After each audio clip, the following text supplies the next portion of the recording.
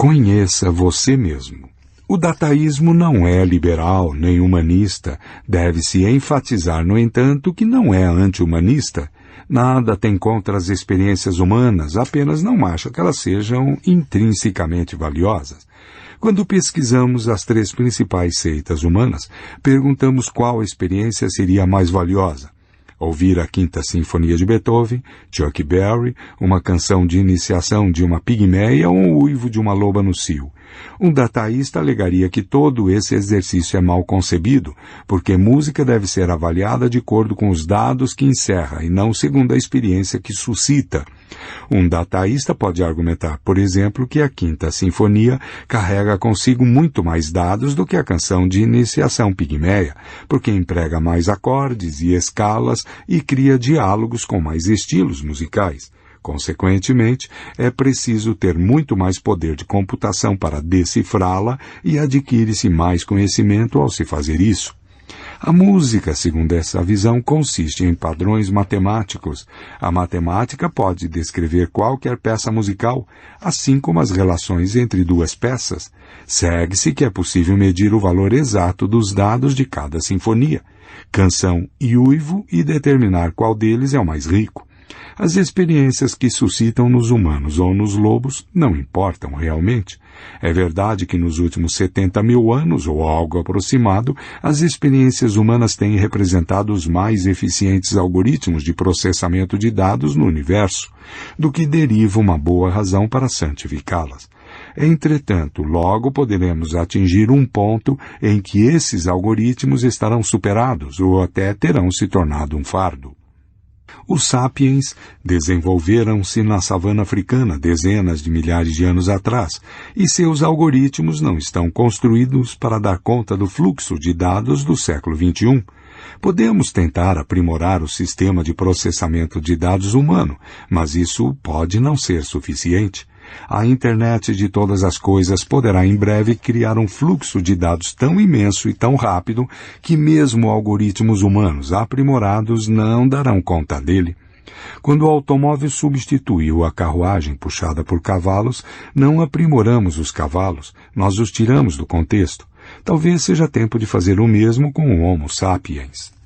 O dataísmo adota uma abordagem estritamente funcional em relação à humanidade, avaliando o valor das experiências humanas de acordo com sua função nos mecanismos de processamento de dados. Se desenvolvermos um algoritmo que realize melhor a mesma função, as experiências humanas perderão seu valor. Assim, se pudermos substituir não só motoristas de táxi e médicos, mas também advogados, poetas e músicos por programas de computador superiores, por que nos incomodarmos com o fato de esses programas não terem consciência nem experiências subjetivas? Se alguns humanistas começarem a louvar e adular a santidade da experiência humana, os dataístas descartariam esse embuste sentimental. A experiência que você louva é somente um algoritmo bioquímico antiquado. Na savana africana, 70 mil anos atrás, esse algoritmo era o estado da arte. Mesmo no século XX, ele era vital para o exército e para a economia. Logo, porém, teremos algoritmos muito melhores. Nas cenas culminantes de muitos filmes de ficção científica de Hollywood, os humanos enfrentam uma frota invasora alienígena, um exército de robôs rebelados ou um supercomputador onisciente que querem destruí-los. A humanidade parece estar condenada. No último momento, contudo, contra todas as probabilidades, a humanidade triunfa graças a algo de que os alienígenas, os robôs e os supercomputadores não suspeitavam, tampouco eram capazes de conceber: o amor. O herói é até então facilmente manipulado pelos supercomputadores e crivado de balas pelos maléficos robôs, é inspirado por sua amada a adotar uma medida completamente inesperada que vira o jogo em relação à estupefata Matrix. O dataísmo acha que esses cenários são totalmente ridículos. Ora vamos, ele admoesta os roteiristas de Hollywood. Isso é tudo que vocês podem inventar? Amor? Nem mesmo um amor platônico, cósmico, mas uma atração carnal entre 2 mamíferos? Vocês acham realmente que um supercomputador onisciente ou alienígena que conseguiram conquistar toda a galáxia ficariam aturdidos diante de um surto hormonal? Ao equiparar a experiência humana com padrões de dados, o dataísmo solapa nossa principal fonte de autoridade e significado e anuncia uma tremenda revolução religiosa, não vista desde o século XVIII. Na época de Locke, Hume e Voltaire, os humanistas alegavam que Deus é um produto da imaginação humana. O dataísmo hoje faz os humanistas sentirem o gosto do próprio remédio e lhes diz: sim, Deus é um produto da imaginação humana, mas a imaginação humana, por sua vez, é produto de algoritmos bioquímicos. No século XVIII, o humanismo afastou Deus ao mudar de uma visão de mundo teocêntrica para uma visão de mundo antropocêntrica. No século XXI, o dataísmo pode afastar os humanos mudando de uma visão antropocêntrica para uma visão datacêntrica. A revolução dataísta provavelmente vai durar algumas décadas, se não um século ou dois. Mas a revolução humanista não aconteceu da noite para o dia. No início, os humanos continuaram a acreditar em Deus e alegavam que eram sagrados porque foram criados por Deus, com algum propósito divino. Só muito mais tarde, algumas pessoas ousaram dizer que humanos são sagrados por direito próprio e que Deus não existe. Similarmente, a maioria dos dataístas afirma hoje que a internet de todas as coisas é sagrada porque humanos a criaram para servir a necessidades humanas. Porém, eventualmente, ela pode se tornar sagrada por direito próprio. A mudança de uma visão de mundo antropocêntrica para uma datacêntrica não será meramente uma revolução filosófica, será uma revolução prática. Todas as revoluções realmente importantes são práticas.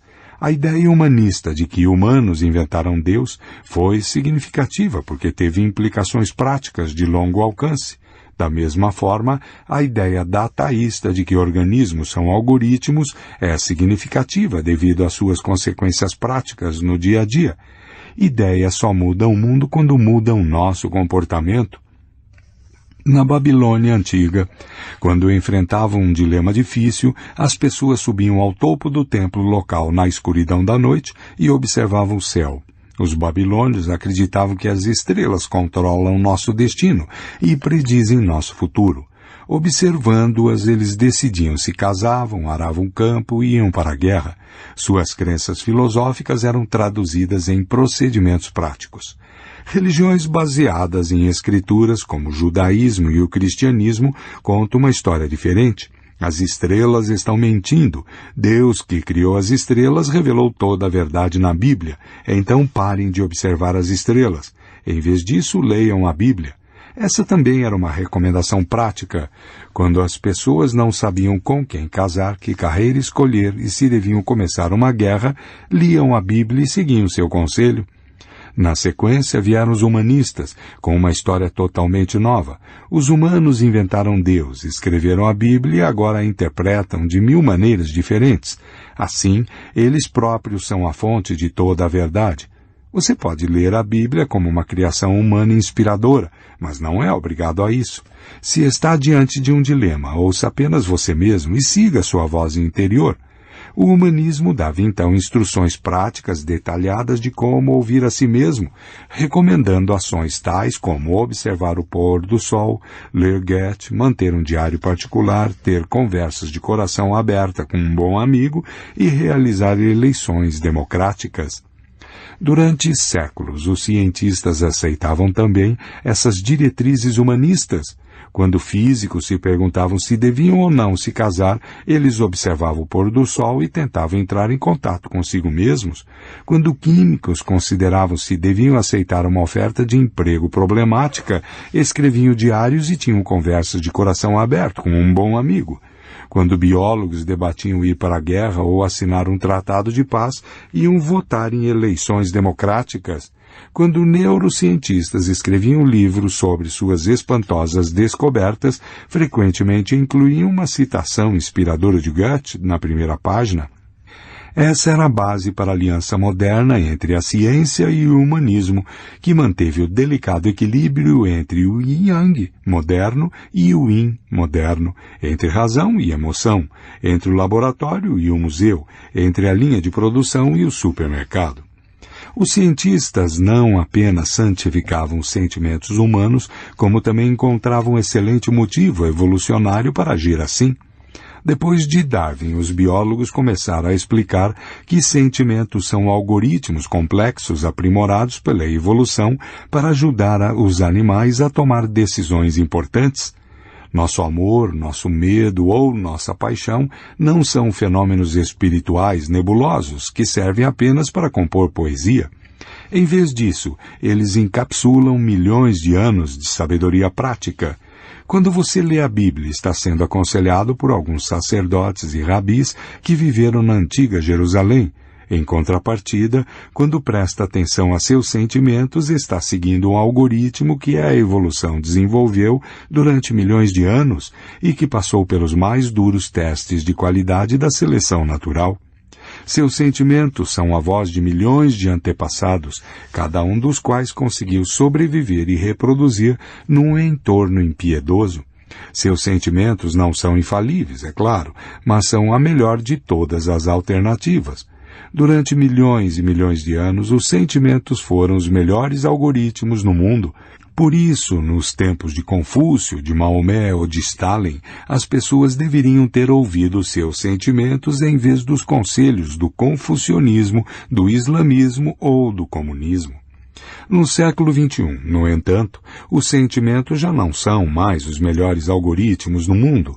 Estamos desenvolvendo algoritmos superiores que utilizam um poder computacional inédito e bases de dados gigantescas. Os algoritmos do Google e do Facebook sabem não apenas como você se sente, como sabem 1 milhão de outras coisas a seu respeito dos quais você mal suspeita. Consequentemente, você deveria parar de ouvir seus sentimentos e começar a ouvir esses algoritmos externos. De que valem eleições democráticas quando os algoritmos sabem como cada um vai votar, assim como as razões pelas quais uma pessoa vota em um partido de esquerda enquanto outra vota em políticos de direita? O humanismo ordenava, ouçam seus sentimentos. O dataísmo agora ordena, ouçam os algoritmos, eles sabem como você se sente. Quando você está considerando com quem deve se casar, que carreira seguir, ou se deve começar uma guerra, o dataísmo lhe diz que seria total perda de tempo escalar uma montanha elevada e contemplar o pôr do sol sobre as ondas. Seria igualmente irrelevante ir a um museu, escrever um diário privado ou ter uma conversa íntima com um amigo. Sim, para poder tomar as decisões corretas, você precisa se conhecer melhor. Mas se quiser se conhecer melhor no século XXI, existem métodos muito melhores do que escalar montanhas, ir a museus ou escrever diários. Eis algumas dicas práticas do dataísmo para você. Quer saber quem você realmente é? Pergunta o dataísmo. Então esqueça as montanhas e os museus. Você já obteve sua sequência de DNA? Não? Vá e faça isso hoje mesmo. E convença seus avós, seus pais e seus irmãos a obterem também as próprias sequências de DNA. Os dados deles são muito valiosos para você. Já ouviu falar desses dispositivos biométricos vestíveis que medem sua pressão sanguínea e sua frequência cardíaca 24 horas por dia? Compre um desses, coloque-o e conecte-o ao seu smartphone. E quando for fazer compras, adquira uma câmera portátil e um microfone. Grave tudo o que você faz e ponha na rede. Permita que o Google e o Facebook leiam todos os seus e-mails, monitorem todos os seus bate-papos e mensagens, e mantenham um registro de todas as curtidas e cliques. Se fizer tudo isso, então os grandes algoritmos da internet de todas as coisas lhe dirão com quem casar, que carreira seguir e se é para começar uma guerra. De onde vêm esses grandes algoritmos? Esse é o mistério do dataísmo. Assim como, de acordo com o cristianismo, nós, humanos, não somos capazes de compreender Deus e seu plano, da mesma maneira o dataísmo afirma que o cérebro humano não pode abranger os novos senhores algorítmicos. Na atualidade, quem mais escreve algoritmos são hackers humanos, porém os algoritmos realmente importantes, como os algoritmos de busca do Google, são desenvolvidos por equipes enormes. Cada membro entende somente uma parte do quebra-cabeça e ninguém entende o algoritmo como um todo. Além disso, com o surgimento da aprendizagem automática e das redes neurais artificiais, mais e mais algoritmos se desenvolvem independentemente, aprimorando a si mesmos e aprendendo com os próprios erros. Eles analisam quantidades astronômicas de dados que nenhum humano é capaz de abranger e aprendem a reconhecer padrões e a adotar estratégias que escapam à mente humana. O algoritmo semente pode, de início, ser desenvolvido por humanos, mas ele cresce, segue o próprio caminho e vai aonde humanos nunca foram antes, até onde nenhum humano pode segui-lo.